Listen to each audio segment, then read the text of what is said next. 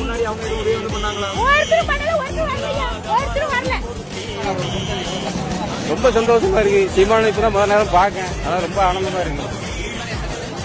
எவனும் அந்த கிடையாது. ரெட்டலை சரி, திமுக சரி, எந்த நாயம் வந்து நின்று போனதோட சரி வண்டி நின்று பாக்காங்க. நாயை பார்த்துமே பார்த்துட்டு போயிட்டே இருக்காங்க. ஆனா அண்ணன் வந்து கரெக்டா நின்று உள்ள கூட்டத்தை எவ்வளவு பெரிய கூட்டத்தினாலும் நின்று பொறுமையா நிதானமா சந்தோஷத்தோட கொடுக்காரு. அந்த சந்தோஷம் நமக்கு வேணும். பேசுன யாருமே பேசு, எந்த கட்சியும் பேசுன சீமான் எல்லாத்துக்கும் சுத்தி அவரை தவிர வேற எவனும் அப்படி கிடையாது. வந்து சும்மா வண்டியில இருந்து பாத்துட்டு போயிட்டே இருக்காங்கண்ணே. சீமான சிரிச்ச முகத்தோட நின்று கொடுத்து போறாங்க. வாராங்க ரெட்டல் கட்சிக்காரங்க நேற்று வந்தாங்க.